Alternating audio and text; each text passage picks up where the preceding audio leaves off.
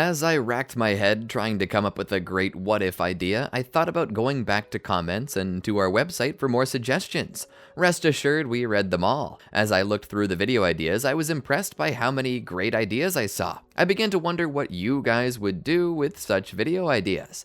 And that's when it hit me. Why don't I let you guys help me write one?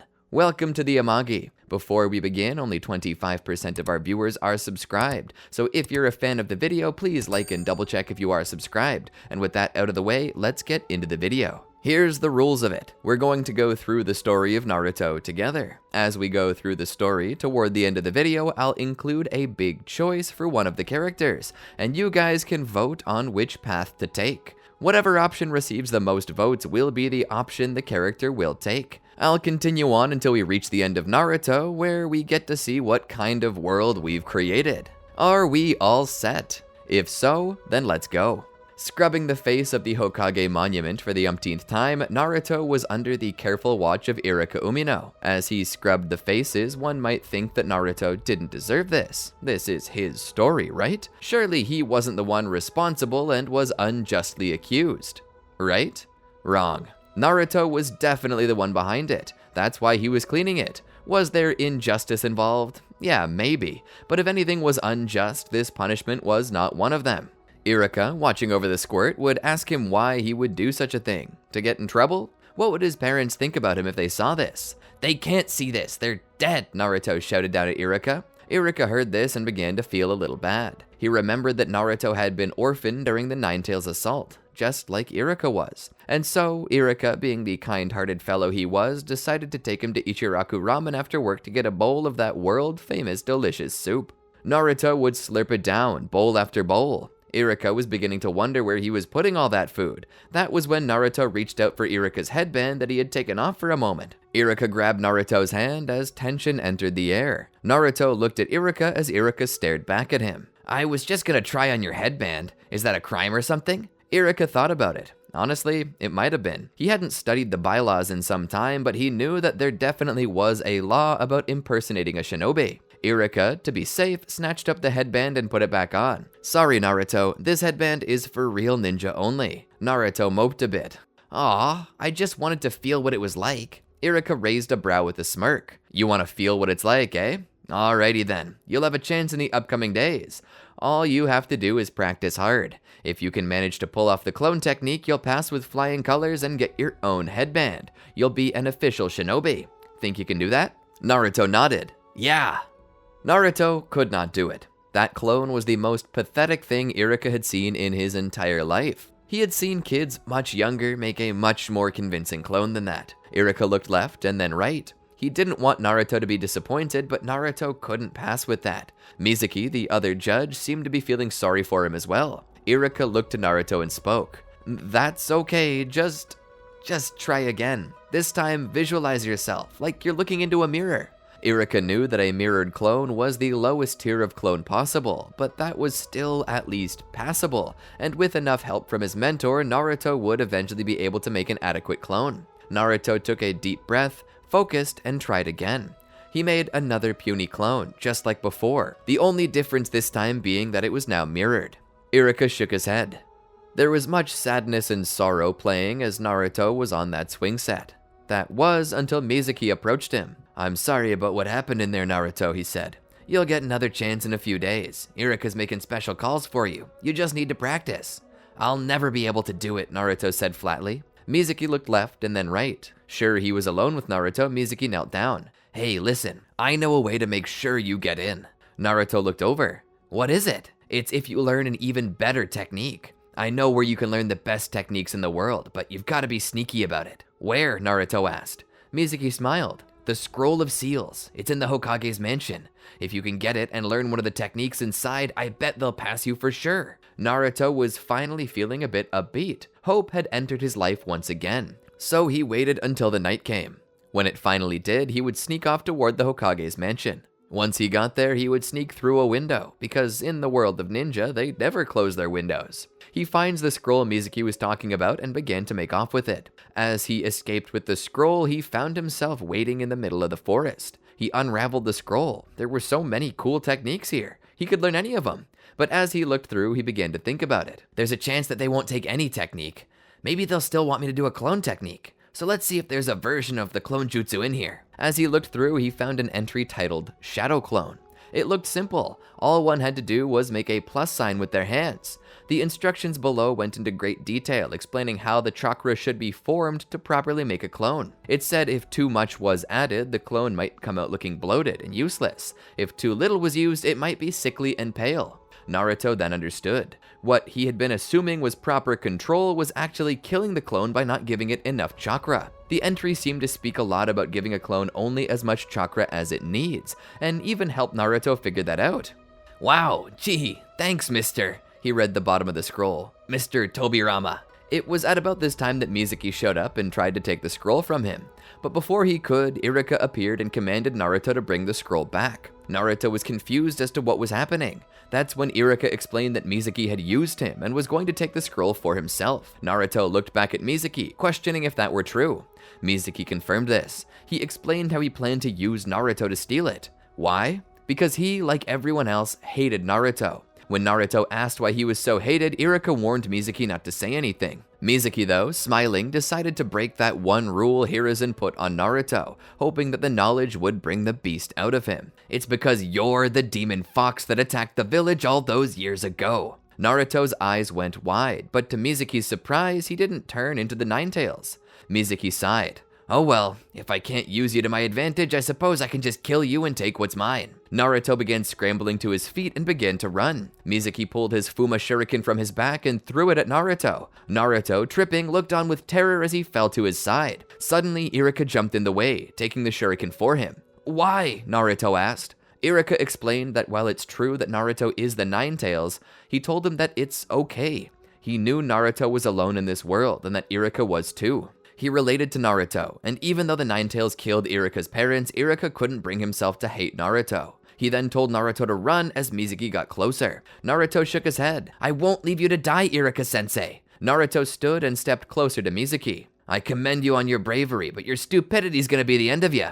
Naruto then put his hands together. Shadow Clone Jutsu! Suddenly, 1,000 shadow clones appear. Mizuki was shocked. How is this possible? All the shadow clones dogpiled on Mizuki, beating the absolute snot out of him. Eventually, the Anbu caught up. Iruka would explain the situation, and Naruto would be cleared for his misstep. The next day, Naruto was allowed to take the test again, where he passed with flying colors. He was given a headband by Iruka, who then took him out for dinner. Naruto would happily dig in. The day after, he had his picture taken and was registered as a genin. Eventually, he was called up to meet his new team. As soon as he entered the academy, he felt the butterflies in his stomach. Best case scenario, he thought, he would be placed on the same team as the local babe, Sakura-chan. Well, he liked to call her that at least. He exaggerated the chan to sound like a kitten's meow, which was his overly simplistic way of saying he found her cute, something that annoyed her more than a little. Oh, what he wouldn't give to be on her team. On the other hand, there was the worst case scenario. That worst case being stuck on the same team as stupid Sasuke. Man, Naruto hated that guy, always acting cool and edgy and making Sakura fall in love with him for no reason. It's not like he couldn't have Ino or anyone else. Why did he have to take Sakura of all people? Entering the school, Naruto ran toward where he was going to meet with his team for the first time. As he rounded the corner, he was terrified of what he would see. If he saw Sakura, he'd do a happy flip. If he saw Sasuke, well, he'd probably put his fist through the wall. Entering the room, he was surprised to see both Sakura and Sasuke at the same time. Oh, I didn't plan on this, he thought to himself. He was unsure if he should do a backflip or punch the wall. Maybe he should do a backflip into the wall. Or maybe he'd just ignore Sasuke and sit down. Naruto would walk over and sit down next to Sakura, who herself was sitting abnormally close to Sasuke. Of all the places in the room to sit, you couldn't have chosen anywhere else, Naruto, she shouted. Same could be said of you, Sasuke said flatly. Sakura turned around and kept nuzzling up against him. Except if I did, we couldn't express our love like this. Sasuke was looking dead behind the Sharingan. They waited and waited and waited for what seemed like forever. Naruto, tired of waiting, decided to play a prank on their Jonin. He got the chalkboard eraser and wedged it between the door and the frame so it would fall on their Jonin's head as he walked in. Sakura scoffed at Naruto. You're so childish, she said. Sasuke looked down at Naruto and then at the trap and rolled his eyes. Our mentor will be a Jonin, an elite shinobi. That'll never work on them. Suddenly, Kakashi stuck his head in and the eraser dropped on his noggin. Naruto fell back laughing as both Sakura and Sasuke were shocked by it. Kakashi walked in and dusted off his hair with a sigh. I thought it would take at least a couple hours for me to hate you guys, but you managed to make me do it before we even exchanged names. That's gotta be a new record. He walked in. I'm your instructor. Now follow me. The trio followed him. As soon as they got outside, Sakura spoke.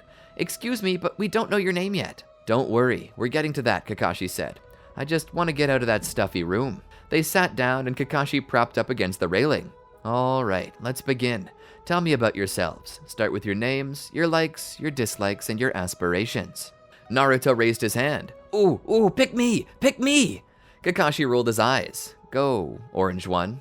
Naruto cleared his throat. My name is Naruto Uzumaki. I like ramen, I dislike overly edgy people, and I want to be the Hokage. Kakashi smiled. Good. Now, pink hair, your turn. Sakura then began. My name's Sakura. As for what I like, it's more like a who. She giggled and couldn't continue. I see. So that's gonna be your whole personality for at least the next 200 episodes. Exciting. He looked over at Sasuke. All right, edgelord. What about you? Sasuke then spoke. My name is Sasuke Uchiha.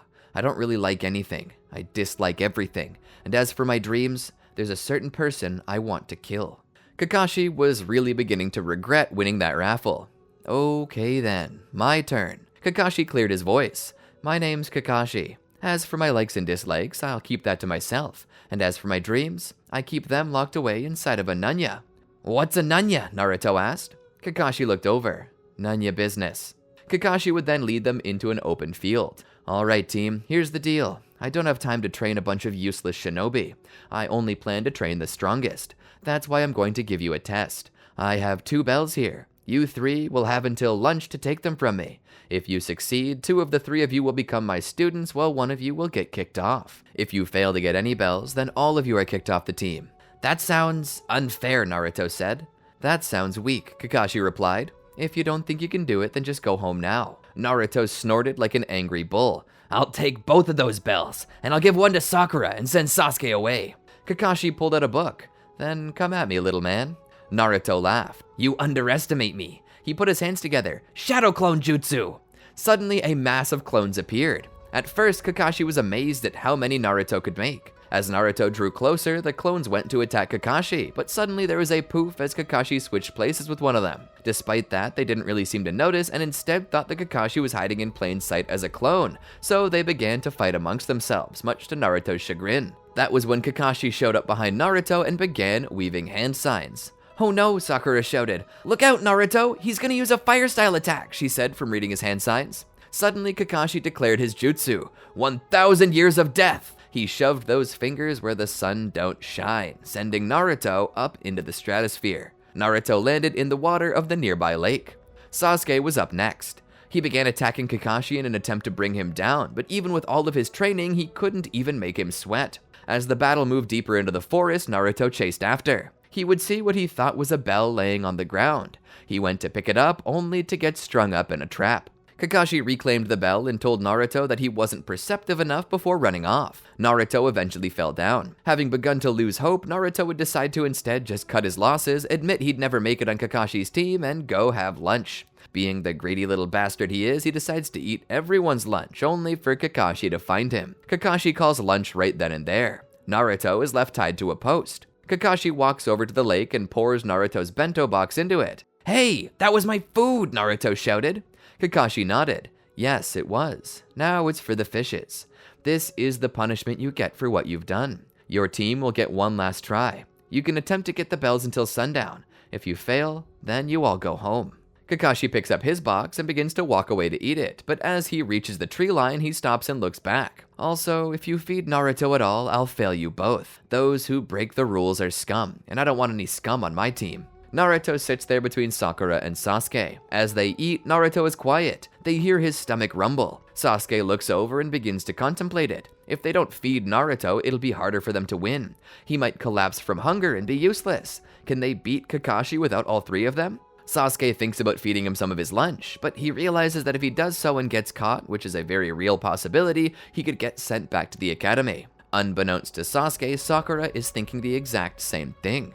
So what should they do? Option 1. They feed Naruto in hopes that his strength can help them beat Kakashi. Option 2. They neglect Naruto and eat their lunch themselves so as to not be disqualified. Option 3. They recommend that Naruto eat foliage after he's free.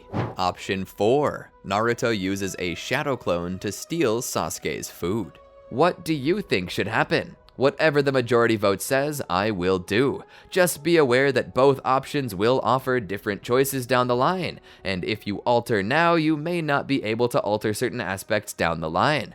The choice is yours. I'm looking forward to seeing what your votes will say. Be sure to like, subscribe, and ring the bell to be notified when the decision is made and the next part releases. Until next time, peace out.